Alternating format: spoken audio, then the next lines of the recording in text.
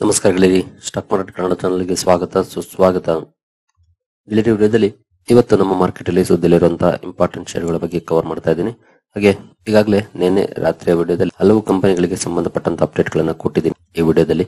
ಆ ವಿಡಿಯೋದಲ್ಲಿ ಮಿಸ್ ಆಗಿರುವಂತಹ ಅಪ್ಡೇಟ್ ಗಳನ್ನ ನಾನು ಈಗಿನ ವಿಡಿಯೋದಲ್ಲಿ ನಿಮ್ಮ ಮುಂದೆ ತರ್ತಾ ಇದ್ದೀನಿ.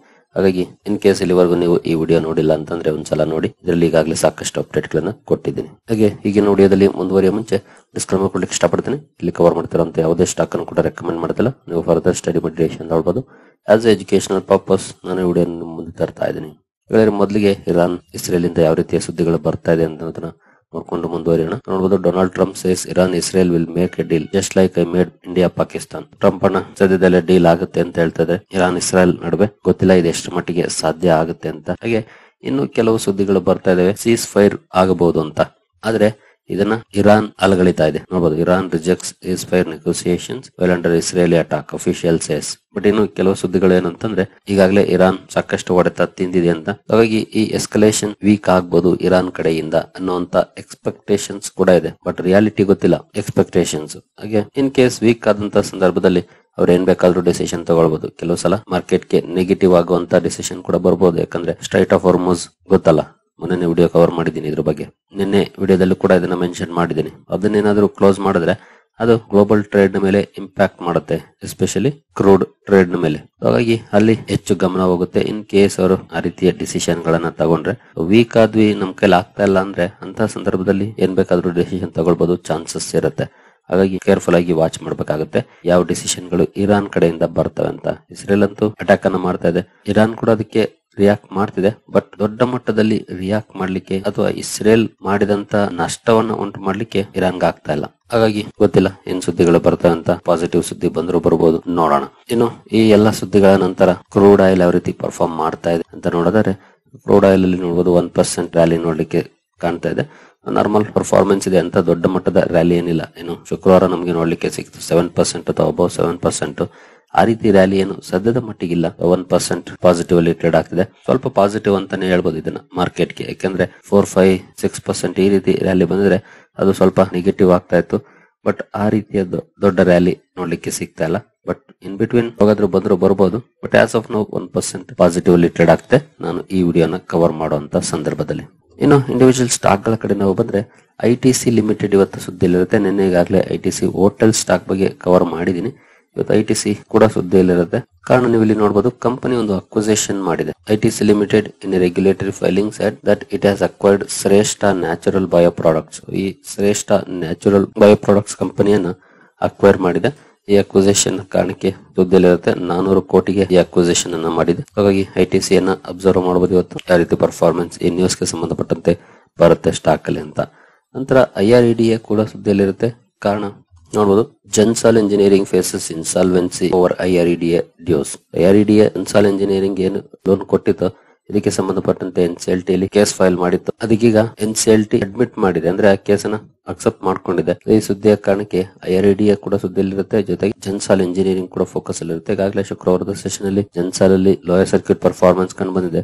ಹಾಗೆ IREDA ಕೂಡ ಅಬ್ಸರ್ವ್ ಮಾಡಬಹುದು ಯಾವ ರೀತಿ ಪರ್ಫಾರ್ಮೆನ್ಸ್ ಬರುತ್ತೆ ಅಂತ. ಜನ್ಸಾಲ್ಗಂತೂ bad news, IREDA good news ಏನ. ಬಟ್ ಸ್ಟಾಕ್ ಅಲ್ಲಿ ಪಾಸಿಟಿವ್ ರಿಯಾಕ್ಷನ್ ಬರುತ್ತಾ ಗೊತ್ತಿಲ್ಲ ಅದ್ರ ಬಗ್ಗೆ. ಯಾಕೆಂತಂದ್ರೆ ಕೋರ್ಟ್ ಕೇಸ್ ಆಗೋದ್ರಿಂದ ಅದರ ಔಟ್ಕಮ್ ಯಾವಾಗ ಬರುತ್ತೋ ಗೊತ್ತಿಲ್ಲ. ತುಂಬಾ ದಿನ ಹೇಳಿಯುತ್ತೆ. ಹಾಗಾಗಿ ರಿಯಾಕ್ಷನ್ ಪಾಸಿಟಿವ್ ಇರುವಂತ ಚಾನ್ಸಸ್ ಬಗ್ಗೆ ಹೇಳೋದು ಕಷ್ಟ. ನೋಡೋಣ, ಬಟ್ ಹೋಪ್ ಇಟ್ಕೊಳ್ಳೋಣ ಅಷ್ಟೇ.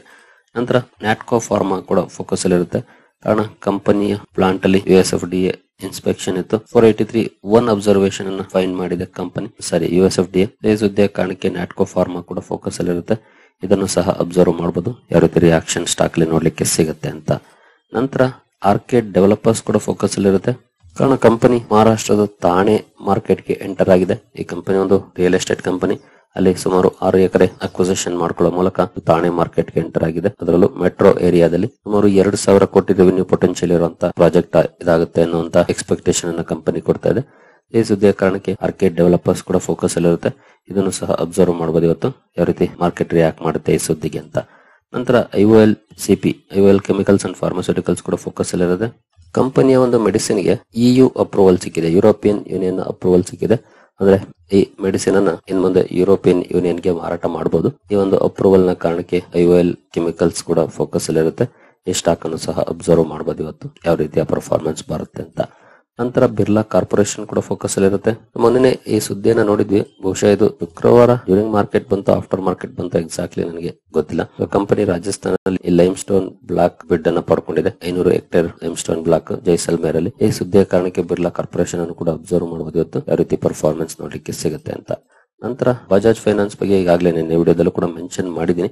ಕೆಲವರು ಕನ್ಫ್ಯೂಸ್ ಆಗ್ತಾ ಇದ್ರಿ, ಪ್ರಶ್ನೆ ಮಾಡ್ತಾ ಇದ್ರಿ ಬಜಾಜ್ ಹೌಸಿಂಗ್ ಫೈನಾನ್ಸ್ ಅಂತ. ಖಂಡಿತ ಅಲ್ಲ, ಬಜಾಜ್ ಫೈನಾನ್ಸ್ ಇದು. ಹೌಸಿಂಗ್ ಫೈನಾನ್ಸ್ ಬೇರೆ, ಬಜಾಜ್ ಫೈನಾನ್ಸ್ ಬೇರೆ.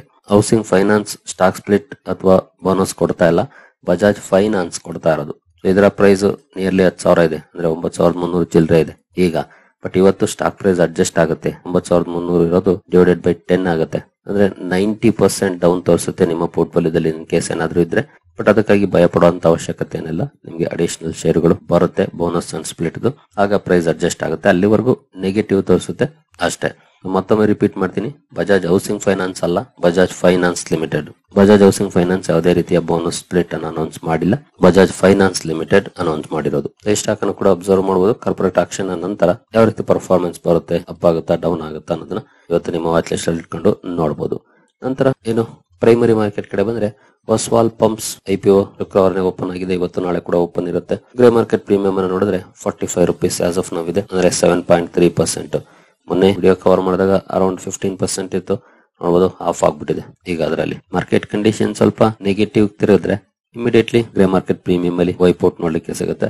ಅದೇ ಆಗಿರೋದಿಲ್ಲ, ಟ್ರೆಂಡ್ ಮಾರ್ಕೆಟ್ ಅಲ್ಲಿ ನೆಗೆಟಿವ್ ಆಯ್ತು, ಜೊತೆಗೆ ಮಾರ್ಕೆಟ್ ಏನಂತ ಪಾಸಿಟಿವ್ ಸುದ್ದಿಗಳು ಬರಲಿಲ್ಲ, ಇಮಿಡಿಯೇಟ್ಲಿ ಇಲ್ಲೂ ಕೂಡ ಡೌನ್ ಫಾಲ್ ನೋಡ್ಲಿಕ್ಕೆ ಸಿಕ್ಕಿದೆ. ನೋಡಬಹುದು ಇವತ್ತು ನಾಳೆ ಓಪನ್ ಇರುತ್ತೆ. ನಾನಂತೂ ಅವಾಯ್ಡ್ ಮಾಡ್ತೀನಿ, ಈ ಪ್ರೀಮಿಯಂಗೆ ಅಪ್ಲೈ ಮಾಡಕ್ ಹೋಗೋದಿಲ್ಲ. ನಿಮ್ಗೆ ಏನ್ ಅನ್ಸುತ್ತೆ ಅದ್ರ ಮೇಲೆ ನೀವು ಡಿಸಿಷನ್ ತಗೊಳ್ಬಹುದು. 7% ಪ್ರೀಮಿಯಂ ಅಲ್ಲಿ ಟ್ರೇಡ್ ಆಗ್ತಿದೆ. ಇನ್ನು ಗಿಫ್ಟ್ ನಿಫ್ಟಿ ಕಡೆ ಬಂದ್ರೆ, ಗಿಫ್ಟ್ ನಿಫ್ಟಿಯಲ್ಲಿ ನೋಡಬಹುದು ಆಸ್ ಆಫ್ ನಾವು 55 ಪಾಯಿಂಟ್ಸ್ ಅಥವಾ 0.22% ಪಾಸಿಟಿವ್ ಪರ್ಫಾರ್ಮೆನ್ಸ್ ನೋಡಲಿಕ್ಕೆ ಸಿಗ್ತಾ ಇದೆ. ಹಾಗೆ ಏಷ್ಯನ್ ಮಾರ್ಕೆಟ್ ಗಳ ಪರ್ಫಾರ್ಮೆನ್ಸ್ ನೋಡಿದ್ರೆ ಸ್ಟ್ರೈಟ್ ಟೈಮ್, ಸ್ಯಾಮ್ಸಂಗ್ ಹಾಗೂ ತೈವಾನ್ ವೇಟೆಡ್ ಸ್ವಲ್ಪ ನೆಗೆಟಿವ್ ಅಲ್ಲಿ ಟ್ರೇಡ್ ಆಗ್ತಿದೆ. ಬಟ್ ಇನ್ನೆಲ್ಲ ಮಾರ್ಕೆಟ್ಸ್ ಪಾಸಿಟಿವ್ ಅಲ್ಲಿ ಇದಾವೆ, ಅಂದ್ರೆ ಸ್ವಲ್ಪ ಮಿಕ್ಸ್ಡ್ ಟ್ರೆಂಡ್ ಇದೆ ಏಷ್ಯನ್ ಮಾರ್ಕೆಟ್ಸ್ ಅಲ್ಲಿ. But gift Nifty 57-58 points up ಅಲ್ಲಿ ಟ್ರೇಡ್ ಆಗ್ತಿದೆ. ಜೊತೆಗೆ ಅಮೆರಿಕನ್ ಮಾರ್ಕೆಟ್ಸ್ ನ ಫ್ಯೂಚರ್ಸ್ ಕೂಡ 60 ಪಾಯಿಂಟ್ಸ್ ಅಥವಾ 0.14% ಅಪ್ ಅಲ್ಲಿ ಟ್ರೇಡ್ ಆಗ್ತಿದೆ, ಅಂದ್ರೆ ಸ್ವಲ್ಪ ಪಾಸಿಟಿವ್ ಟ್ರೆಂಡ್ ಅನ್ನ ತೋರಿಸ್ತಿದ್ದೇವೆ. ಹಾಗೆ ಮೊನ್ನೆ ಮಾರ್ಕೆಟ್ ಸಂದರ್ಭದಲ್ಲಿ ಲಾಂಗ್ ಪೊಸಿಷನ್ಸ್ ಜಾಸ್ತಿ ಆಗಿದೆ ಅನ್ನುವಂತ ಸುದ್ದಿ ಕೂಡ ಇದೆ. ಲಾಂಗ್ ಪೊಸಿಷನ್ ಜಾಸ್ತಿ ಆಗಿದೆ ಅಂದ್ರೆ ಮಾರ್ಕೆಟ್ ಅಪ್ ಆಗುವಂತ ಎಕ್ಸ್ಪೆಕ್ಟೇಷನ್ ಮೇಲೆ ಲಾಂಗ್ ಪೊಸಿಷನ್ ತಗೊಂಡಿರ್ತಾರೆ. After market hours long positions ಜಾಸ್ತಿ ಆಗಿರೋ ಬಗ್ಗೆ ಡೇಟಾಗಳು ಬರ್ತಾ ಇದೆ. ಹಾಗಾಗಿ ಬಹುಶಃ ಪಾಸಿಟಿವ್ ಅಲ್ಲಿ ಓಪನ್ ಆಗುವಂತ ಎಕ್ಸ್ಪೆಕ್ಟೇಷನ್ಸ್ ಇದೆ. ಇವತ್ತು 45 ಪಾಯಿಂಟ್ಸ್ ಪಾಸಿಟಿವ್ ಅಲ್ಲಿ ಓಪನ್ ಆಗಬಹುದು. ಬಟ್ ಆನಂತರ ಕ್ಲೋಸಿಂಗ್ ಯಾವ ರೀತಿ ಇರುತ್ತೆ ಅದು ತುಂಬಾನೇ ಕ್ರೂಷಿಯಲ್ ಆಗುತ್ತೆ. ಇವತ್ತು ಯಾರಿಗೊತ್ತು ಗ್ಯಾಪ್ ಅಪ್ ಅಲ್ಲಿ ಓಪನ್ ಆಗ ನಂತರ ಡೌನ್ ಆದ್ರೆ, ಹಾಗಾಗಿ ಕ್ರೂಷಿಯಲ್ ಡೇ ಆಗಿರುತ್ತೆ ಇವತ್ತು. ಜೊತೆಗೆ ಕುತೂಹಲ ಅಂತ ಇದೆ ಮಾರ್ಕೆಟ್ ಪರ್ಫಾರ್ಮೆನ್ಸ್ ಬಗ್ಗೆ, ಯಾಕೆಂದ್ರೆ ಸಾಕಷ್ಟು ನೆಗೆಟಿವ್ ಸುದ್ದಿಗಳಿದಾವೆ. ಬಟ್ ಅದರಲ್ಲಿ ಬಿಗ್ ಪ್ಲೇಯರ್ಸ್ ಲಾಂಗ್ ಪೊಸಿಷನ್ಸ್ ಜಾಸ್ತಿ ತಗೊಂಡಿದ್ದಾರೆ ಆಫ್ಟರ್ ಮಾರ್ಕೆಟ್ ಅವರ್ಸ್, ಅಂದ್ರೆ ಗೊತ್ತಿಲ್ಲ ಯಾವ ರೀತಿ ಪರ್ಫಾರ್ಮೆನ್ಸ್ ಇವತ್ತು ಬರುತ್ತೆ ಅಂತ ಕುತೂಹಲ ಅಂತೂ ಇದೆ. ಜೊತೆಗೆ ನಿನ್ನೆ ಇರಾನ್ ನ ಮಾರ್ಕೆಟ್ ಪಾಸಿಟಿವ್ ಅಲ್ಲಿ ಕ್ಲೋಸಿಂಗ್ ಅನ್ನ ಕೊಟ್ಟಿದೆ. ಇಷ್ಟೆಲ್ಲ ಸಮಸ್ಯೆಗಳಿದ್ರು ಕೂಡ ಆ ಮಾರ್ಕೆಟ್ ಪಾಸಿಟಿವ್ ಅಲ್ಲಿ ಕ್ಲೋಸಿಂಗ್ ಅನ್ನ ಕೊಟ್ಟಿದೆ. ಅಂದ್ರೆ ಆಯಿಲ್ ಪ್ರೊಡಕ್ಷನ್ ಜಾಸ್ತಿ ಆಗಿದೆ ಅನ್ನುವಂತ ರಿಪೋರ್ಟ್ ಗಳಿದೆ, ನಂತರ ಮಾರಾಟ ಕೂಡ ಜಾಸ್ತಿ ಆಗಿದೆ ಅನ್ನುವಂತ ರಿಪೋರ್ಟ್ ಗಳಿದೆ. ಅದೇ ಕಾರಣಕ್ಕೆ ಅಲ್ಲಿ ಆ ರೀತಿಯ ರಿಯಾಕ್ಷನ್ ಬಂದಿರಬಹುದು ಅನ್ನುವಂತ ಎಕ್ಸ್ಪೆಕ್ಟೇಷನ್ ನೋಡ್ಲಿಕ್ಕೆ ಸಿಗ್ತಾ ಇದೆ. ಇನ್ ಕೇಸ್ ಇರಾನ್ ಮಾರ್ಕೆಟ್ ಚೆನ್ನಾಗಿ ಪರ್ಫಾರ್ಮ್ ಮಾಡ್ತು ಅಂತಂದ್ರೆ ಗ್ಲೋಬಲ್ ಮಾರ್ಕೆಟ್ ಚೆನ್ನಾಗಿ ಪರ್ಫಾರ್ಮ್ ಮಾಡುವಂತ ಚಾನ್ಸಸ್ ಇರುತ್ತೆ. ಕಾನ್ಫ್ಲಿಕ್ಟ್ ಅಲ್ಲಿರೋ ಅಲ್ಲೇ ಸಮಸ್ಯೆಗಳು ಕಡಿಮೆ ಅಂದ್ರೆ ಮಾರ್ಕೆಟ್ಗೆ, ಬೇರೆ ಮಾರ್ಕೆಟ್ಸ್ ಕೂಡ ತಲೆ ಕೆಡಿಸ್ಕೊಳ್ಳೋದಿಲ್ಲ ಅಂತ ಸಂದರ್ಭದಲ್ಲಿ. ಬಟ್ ನೋಡೋಣ, ಇವತ್ತಂತೂ ತುಂಬಾನೇ ಕುತೂಹಲ ಅಂತ ಇದೆ. ಇವತ್ತು ಒಳ್ಳೆ ಪರ್ಫಾರ್ಮೆನ್ಸ್ ಬಂದ್ರೆ ಖಂಡಿತ ಖುಷಿನೇ. ಎಷ್ಟೊಂದು ನೆಗೆಟಿವ್ ಸುದ್ದಿಗಳ ನಡುವೆ ಪಾಸಿಟಿವ್ ಪರ್ಫಾರ್ಮೆನ್ಸ್ ಬರುತ್ತೆ ಅಂದ್ರೆ ಮಾರ್ಕೆಟ್ಗೆ ನಮಗೆ ಗೊತ್ತಿಲ್ಲದೆ ಇರೋದೇನೋ ಗೊತ್ತಿದೆ ಅಂತ ಇಷ್ಟೇ ಅರ್ಥ. ಯಾಕಂದ್ರೆ ಮಾರ್ಕೆಟ್ 100% ಅರ್ಥ ಮಾಡ್ಕೊಳಕ್ ಆಗೋದಿಲ್ಲ. ಒಳ್ಳೆ ಪರ್ಫಾರ್ಮೆನ್ಸ್ ಬಂದ್ರೆ ಅದು ಖಂಡಿತ ಖುಷಿನೇ. ಸದ್ಯದ ಮಟ್ಟಿಗಂತೂ ಗಿಫ್ಟ್ ನಿಫ್ಟಿ ಪಾಸಿಟಿವ್ ಇದೆ. ಬಹುಶಃ ಸ್ವಲ್ಪ ಗ್ಯಾಪ್ ಅಪ್ ಅಲ್ಲಿ ಓಪನ್ ಆಗುವಂತ ಚಾನ್ಸಸ್ ಇದೆ. ಬಟ್ ಕ್ಲೋಸಿಂಗ್ ಪಾಸಿಟಿವ್ ಇರುತ್ತಾ, ಇದು ಸದ್ಯದ ಮಟ್ಟಿಗೆ ಇರುವಂತ ಕ್ವಶನ್ ಮಾರ್ಕ್. ನೋಡೋಣ, ಫಾರ್ ದ ಬೆಸ್ಟ್, ಅದಷ್ಟೇ ನಮ್ಮ ಕೈಯಿಂದ ಸಾಧ್ಯ ಆಗೋದು. ಸರಿಗಳೇರಿ, ಈ ಎಲ್ಲ ಅಪ್ಡೇಟ್ಸ್ ನಿಮ್ಗೆ ಇಷ್ಟ ಆಗಿದೆ ಅಂದ್ಕೊಳ್ತೀನಿ. ಮುಂದಿನ ವಿಡಿಯೋದಲ್ಲಿ ಸಿಗೋಣ. ಅಲ್ಲಿವರೆಗೂ ಜೈ ಹಿಂದ್, ಜೈ ಕರ್ನಾಟಕ.